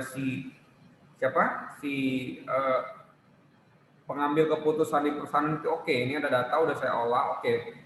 Sekarang kamu putuskan dari hasil ini apa. Jadi kita mengambil keputusan itu dasarnya adalah ada data diolah lalu ambil keputusannya apa gitu. Itu yang dimaksud dengan manajemen informasi sistem. Nah, bagaimana perusahaan itu mengelola informasi-informasi yang ada? Apakah mereka punya sistem dan seperti apa? Nah, si Fred David ya itu memberikan semacam pertanyaan arahannya ini. Ya. Jadi dia memberikan pertanyaan pembantu untuk melihat apakah sistem informasi manajemen di perusahaan kita itu oke atau enggak sih gitu loh. Ya, ini yang dilakukan. Ya. Oke. Nah, mungkin ini perusahaan besar menurut saya. Saya mungkin tanyanya ke Michael deh, Michael. Ya, pelan-pelan nih Mike ya. 1, 2, 3 nih. 3 ini mana yang kamu bisa lihat dari sisi Garuda, Mike? Kira-kira untuk sistem informasi manajemen. Kalau berdasarkan saya lihat ya, maksudnya belum cari apapun ya. Ya, oke. Pasti dalam sistem manajemen dia sih pasti ya anggapannya udah canggih lah ya, karena anggapannya kita semua booking sekarang online semua dan langsung masuk ke sistem mereka gitu loh. Sistem mereka kan juga pasti kan ya akan develop suatu report bagi CIO atau direkturnya, CEO atau direkturnya mereka juga kan. Makanya anggapannya seharusnya ya Pak, manajemen sistem mereka udah cukup baik lah di dalam perusahaan. Cuman kan untuk tahu strength atau weakness-nya kan menurut saya itu sangat sulit ya, karena anggapannya kalau dalam yang kesusahan menurut saya dalam internal assessment-nya adalah kadang-kadang perusahaan juga nggak buka data gitu loh. Betul sekali. Makanya itu kayak saya pun sama teman-teman tadi di belakang layar kayak sulit juga. Ini caranya gimana kalau nggak ada berita gimana? Itu mungkin salah satu kesulitan bagi kita sih, Pak. Betul. Jawaban saya adalah semampunya aja.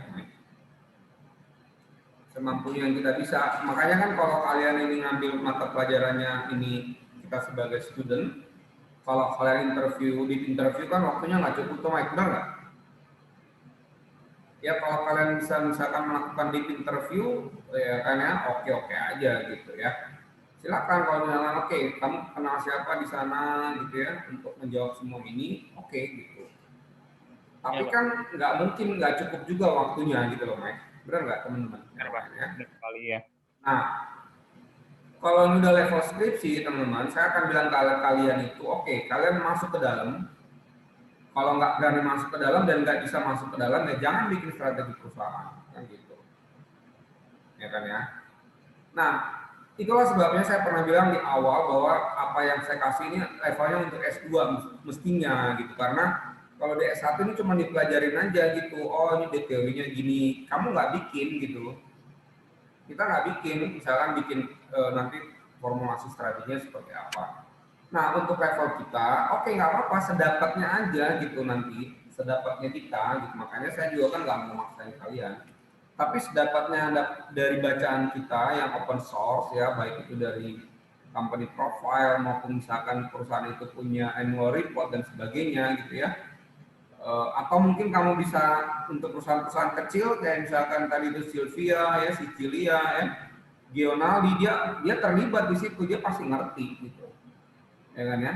Ya kayak Gionaldi saya tahu itu perusahaan siapa gitu ya. Karena kakak kelas pun bikin skripsi tentang itu gitu. Jadi saya tahu gitu. Jadi yang emang bisa dapetin dari deep interview ya silahkan gitu. Ya kayak IKEA saya nggak tahu. Misalkan kemampuan kamu untuk memperoleh informasinya juga mungkin sulit, tapi kalau misalkan di dalam ada orang ya, atau gimana caranya, atau dari bacaan yang ada aja gitu. Itu sih yang saya maksud, gitu ya. Kan saya nggak paksa kalian untuk ini, tapi yang jelas sumbernya dari mana, itu doang. Yang waktu itu eksternal pun saya bilang, oke, sumbernya apa yang kamu baca, gitu. Jangan hoax, gitu kan ya. Itu yang saya maksud. Gimana, Mike? Bisa menjawab? Bisa, Pak. Ya. Tadi saya juga bisa menjawab ya, Pak. Ya, tadi jawaban saya juga udah. Ya, tapi nanti untuk yang berikutnya, yang tugas kita sebenarnya ya, itu kan baru kamu tahu dari pinggir-pinggir aja. Mungkin kamu baca lebih dalam gitu loh, Mike, maksud saya. Oh iya, Pak. Siap. Ya, gitu ya, teman-teman ya. Oke. Nah, sampai sini dulu ada pertanyaan. Sebelum kita masuk ke IV ini. IV ini saya butuh waktu mungkin 5-10 menit. Karena ini mirip-mirip sama FV. Ya, karena ini mirip-mirip sama FV. Ada pertanyaan? Kalian ada kelas jam berapa? Pak, saya mau nanya, Pak. Ya, silakan. Berarti, Pak, kalau misalnya kan tadi saya udah cari beberapa gitu kan, Pak, kayak struktur organisasi. Kamu udah nyari-nyari aja, Angel. Iya, Pak. Ya, silakan. Saya stop dulu share-nya ya. Ya, boleh kita buka kameranya nih, kita diskusi deh.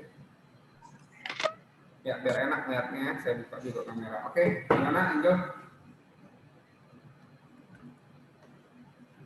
Terus abis itu Pak, saya kayak yang Shopee ini bahkan di websitenya officialnya tuh kayak gak terlalu banyak ngasih informasi gitu loh Pak. Bahkan struktur organisasi kalau punya teman-teman saya tuh kayak bisa dapet gitu kan Pak. Padahal kalau misalnya dibilang Shopee lumayan udah besar gitu perusahaannya. Nah ini tuh gak dapet gitu Pak.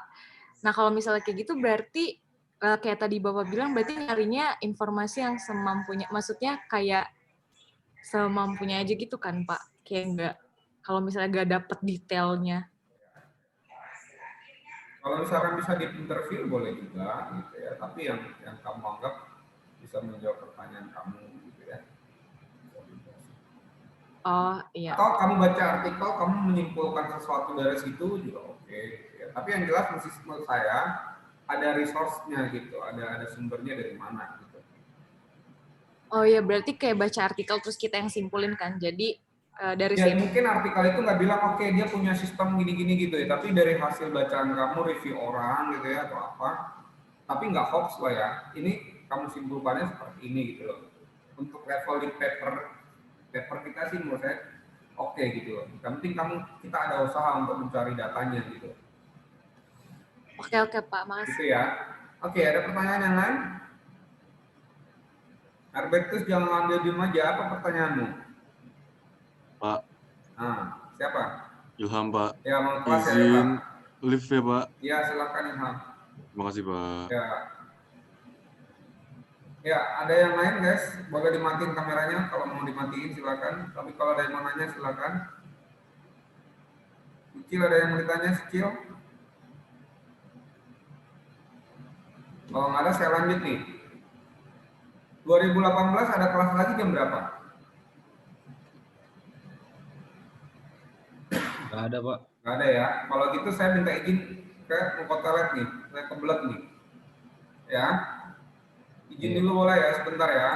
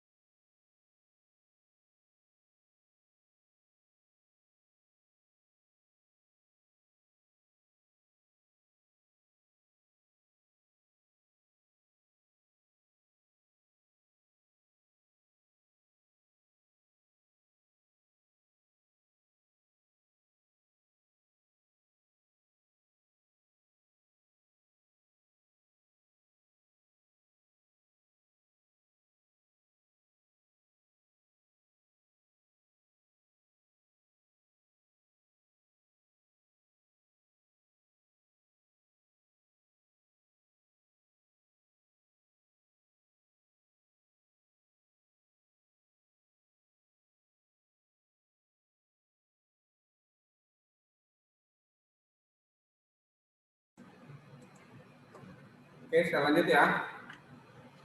Nah,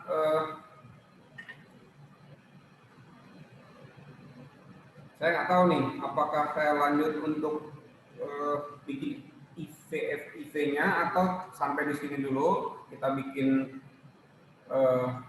apa namanya, kamu kayak bikin dulu nih screening dulu lah ya.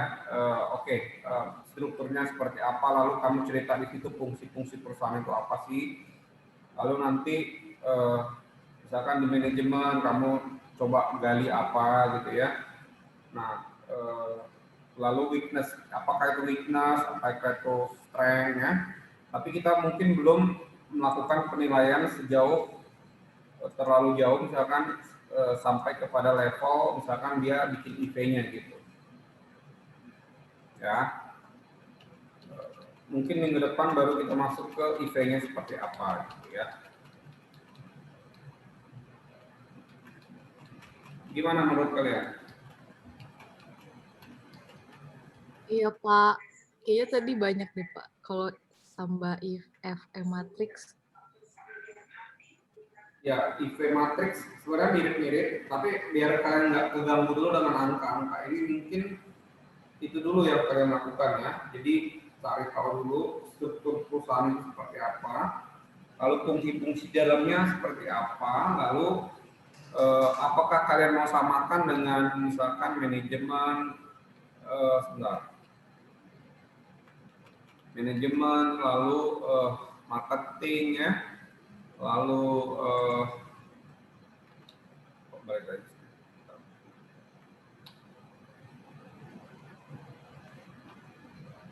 Manajemen, marketing, lalu misalkan finance gitu ya. Apakah kalian mau samakan dengan ini atau kalian bikin apa namanya, sesuatu yang baru di sini yang sesuai dengan perusahaan kalian gitu ya. Lalu bongkar tuh manajemen. Oke, dari sisi manajemen nih apa yang mau saya ungkapkan gitu ya, dari pertanyaan arahan yang sudah diberikan oleh si Prof.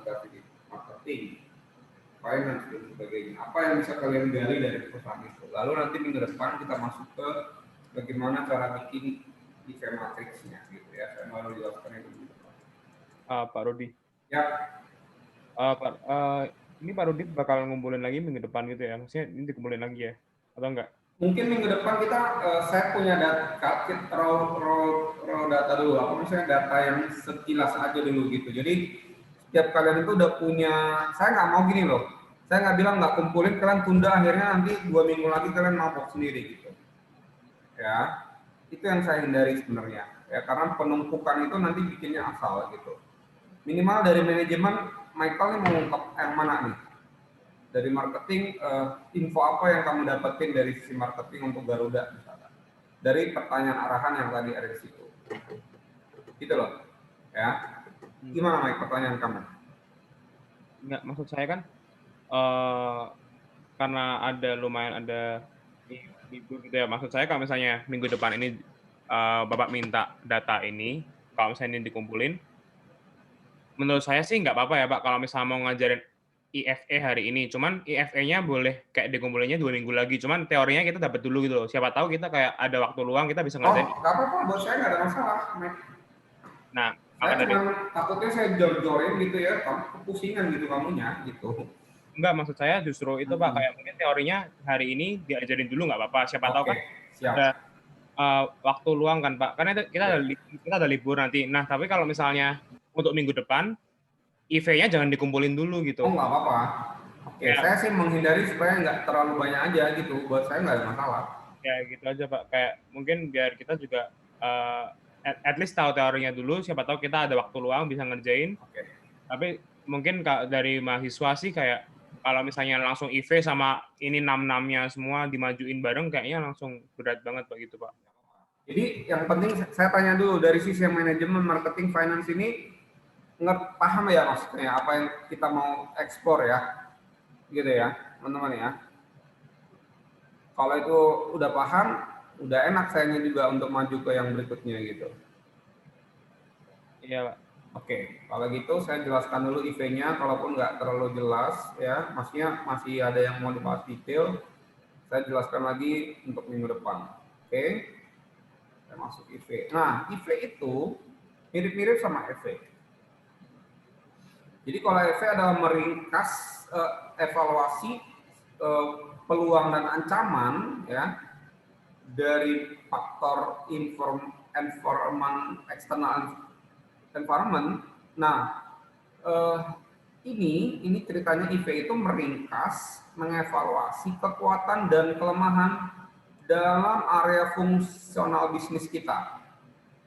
Ya, dan juga untuk mengidentifikasi dan mengevaluasi hubungan antara area-area tersebut. Jadi intinya dari sisi IV ini kita mau bikin semacam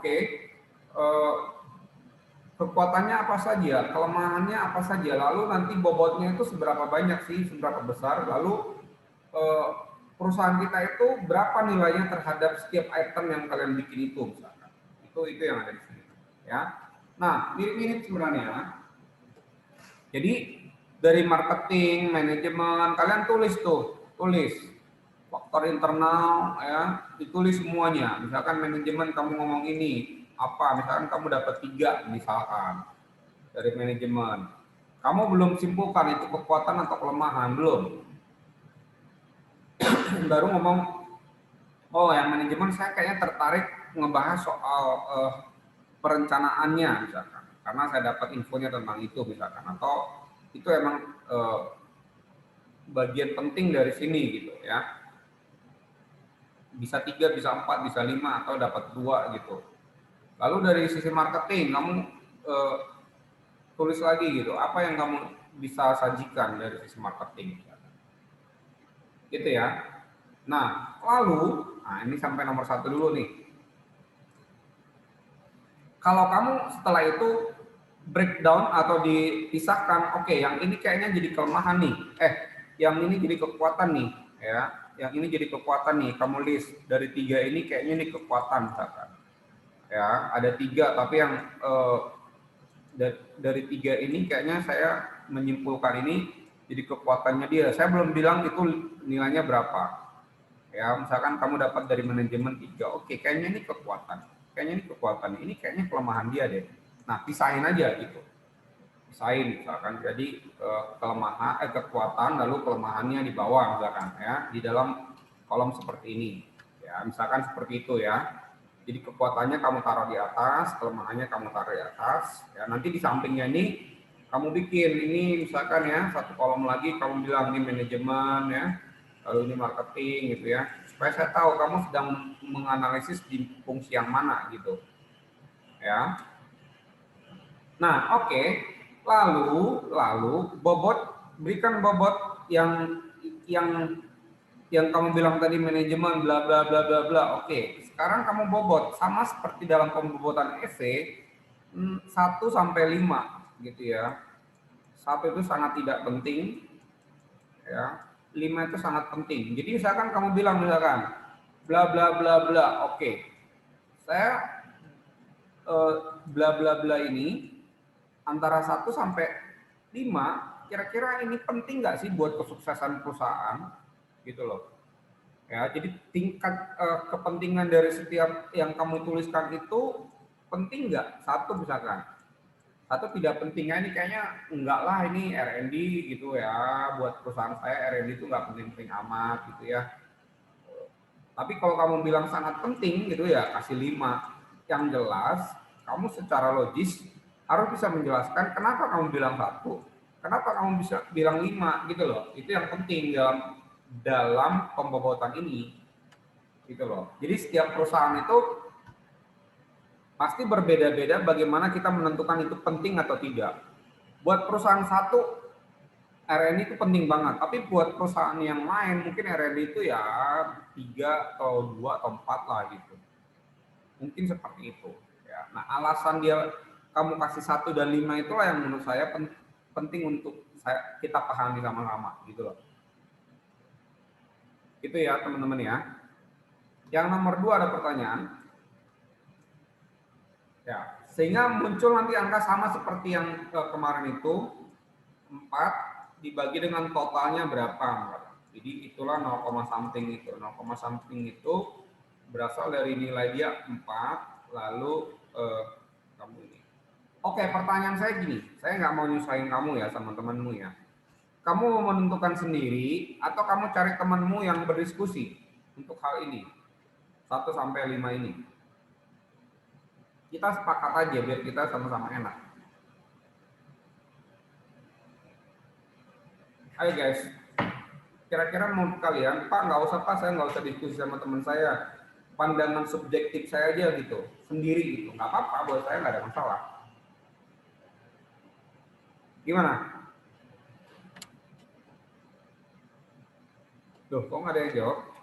Boleh sih Pak, pandangan sendiri aja Pak. Pandangan sendiri, jadi nggak usah tanya temennya ya. Ya Pak. Oke. Ya, saya mau nanti ketika saya tanya ya, angka 1, 2, 1 itu kamu bisa jelaskan. Ya, jadi saya gini loh, IVEV ini adalah bahan baku untuk perumusan strategi. Ketika kalian salah untuk menentukan bobot aja tuh, bobotnya udah salah nih gitu ya. Jadi kayak walaupun angkanya sederhana sekali 1 sampai 5, tapi kan pemahamannya dalam. Kalau ini salah, gimana kita mau merumuskan strategi sedangkan di bahan baku aja kita udah salah gitu loh, itu yang saya maksud. Ya, jadi tolong 1 sampai 5-nya itu dipikirkan baik-baik, alasan kamu bilang 1, 2, 3, 4, 5 seperti apa. Ya. Oke. Nah, itu nomor 2. Kalau nggak ada pertanyaan, saya anggap berarti nomor 2 oke.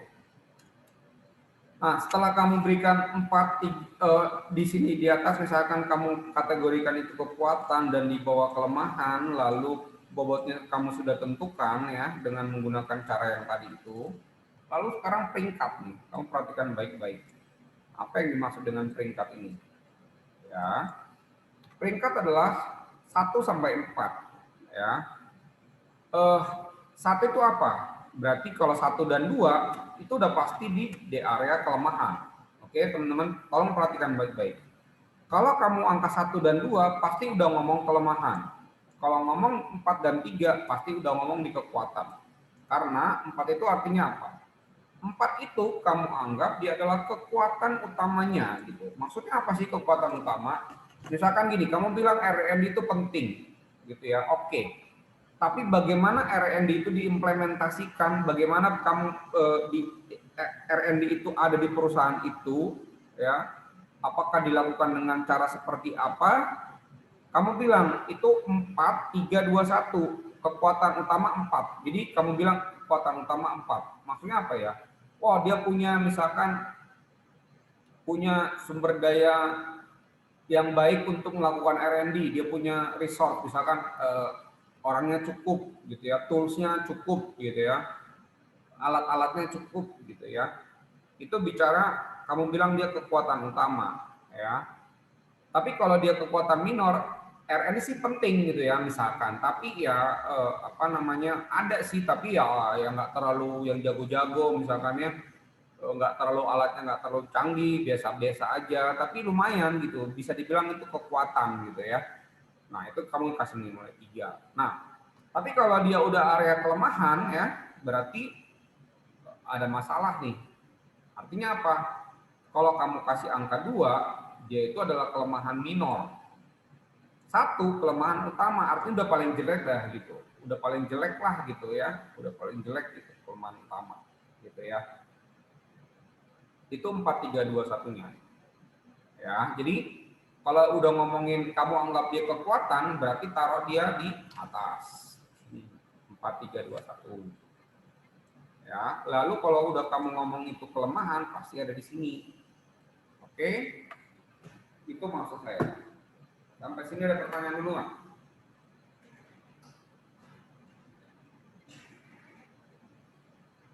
Ada pertanyaan sampai sini? Kalau nggak ada, saya lanjut. Lalu kalikan masing-masing faktor itu dengan peringkatnya sama seperti yang lalu. Ya, ini 0,05 ini dapat dari mana? Dari angka yang kamu berikan terhadap totalnya. Lalu ini kalikan dengan ini. Ya, hasilnya adalah ini. Ya, hasilnya adalah 0,2. Ya, jadi kalikan. Berarti seberapa penting dia dikalikan dengan skornya berapa? Seberapa pentingkah itu menurut kamu Lalu skornya berapa? Dari 1, 2, 3, 4. Tentu kalau udah kamu ngomongin kekuatan, dia udah ngomongnya kekuatan utama dan kekuatan minor. Ya. 4 dan 3. Ya. Nah, semua yang di sini kamu kalikan. Ini untuk kekuatan. Sama persis. Demikian juga yang kelemahan kamu kalikan. Di sini. Oke, dapat hasilnya di sini. Nah, totalnya ada 2,65. Coba perhatikan saya baik-baik, teman-teman. Ya, kan angkanya adalah 1 sampai 4. 4 adalah kekuatan utama, 1 adalah kelemahan utama. Jadi angka tengahnya adalah 2,5. Kalau kamu banyakkan ininya lebih besar, berarti kamu nanti angkanya tuh di sini nih. Ya. Tapi kalau kamu ini banyakkan di sini, berarti angka kamu di sini. Ya, ini artinya nilai tengah. Kekuatan utama, kelemahan utama, kekuatan utama. Jadi kalau kamu di sini berarti posisi kamu sebenarnya di tengah. Ya kan ya? Posisi kita tuh di tengah. Nggak lemah, nggak kuat, tapi di tengah gitu. Tapi kalau udah 2,5 ke atas berarti secara internal kita punya posisi yang kuat. Secara internal kita punya posisi yang kuat. Kalau di sini secara internal kita punya posisi yang lemah. Kalau di bawah 2,5. Gitu ya. Kenapa? Karena kan ini bobot dikalikan dengan angka-angka ini gitu. Kalau itu adalah di bawah 2,5 berarti kebanyakan angkanya di sini. Ya, tapi kalau dia itu di atas 2,5 berarti dominannya adalah di sini. Itu ya, teman-teman ya. Nah, itu artinya apa? Ya, jadi 2,5 itu nilai tengah. Di bawah 2,5 ya, kita tuh lemah secara internal. Di atas 2,5 kita kuat secara internal. Gitu ya, dilihat dari manajemen, marketing, bla bla bla dan sebagainya itu secara keseluruhan di bawah 2,5 kita lemah, di atas 2,5 kita kuat. Itu artinya. Ya, itu dulu sampai di sini. Nanti belum saya ngomong ini gunanya buat apa ya. Oke, nah hal lain yang menarik yang kamu lakukan adalah kamu lihat di sini. Kamu akan analisis nanti ya, saya akan bilang oke, tolong analisis event matriksnya. Banyak nih ngomongnya nih. Ya. Contohnya gini. Oke, Garuda memiliki kekuatan utama adalah ini, misalkan. Dia jadi kamu ngomong bahwa kekuatan utama dia adalah dari mana buktinya bahwa secara peringkat dia mendapatkan nilai 4 misalkan. Sedangkan kelemahan utama Garuda adalah bla bla dan bla karena dia satu nih. Nah, kamu ngomong kenapa dia dibilang kekuatan ya? Kenapa hal ini jadi kekuatan ya? Kenapa hal ini jadi kelemahan? Itu udah tergambar dari event matrix ini. Ya, jadi bukan cuma angka-angka yang ada di sini, tapi ini angka bunyi gitu loh. Maksudnya apa ini? 4, 3, 2 ini ada maksudnya gitu. Ya. Bahkan bobot sekalipun kan ada maksudnya gitu. Tingkat kepentingannya itu maksudnya ini buat kesuksesan perusahaan tuh apa sih gitu loh ya. Sama bisa dibilang juga ini sama dengan key success factor lah. Ya, key success factor untuk perusahaan ini seperti apa ya. Oke, sampai di sini ada pertanyaan teman-teman. Ya, kalau kamu lihat di internet ya mungkin kamu menemukan yang seperti ini gitu ya. Tapi dari mana itu yang nggak diceritakan gitu ya. Nah, justru yang kita lakukan ini adalah dari cerita yang panjang dari tadi itu, akhirnya kita menemukan event matrix seperti ini.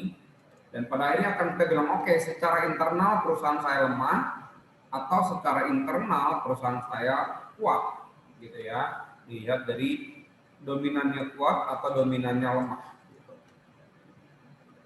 Secara internal, gitu ya. Oke, maaf. Gimana Mike? Ada pertanyaan yang lain? Event matrix? Walaupun belum bikin, tapi itu penjelasan saya. Ada yang mau ditanyakan? Mirip-mirip kayak EV matrix ya? Mirip, bahkan langkah-langkahnya sama ya Pak? Sama. Cuman ininya aja yang beda nih Mike. Kelemahan utama, ya ini kalau itu kan apa? Respon kita terhadap hal itu apa gitu loh. Ya, respon kita selama ini, respon perusahaan kamu terhadap peristiwa itu apa gitu loh. Kalau ini, oke, R&D kamu nilai lemah atau kuat gitu loh. Misalkan gitu loh. Oke Pak, udah paham kok Pak. Oke. Yang lain gimana?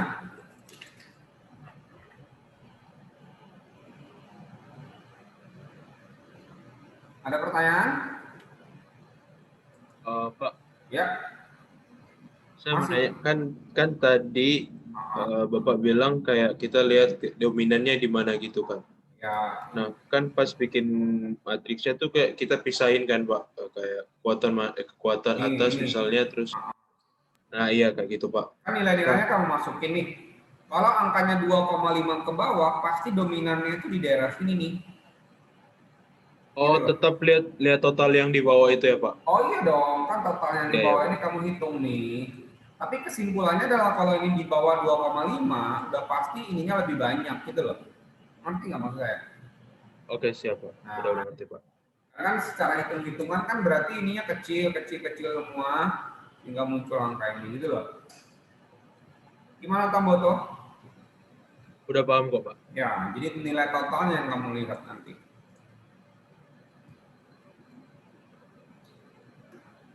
Oke, ada pertanyaan lain?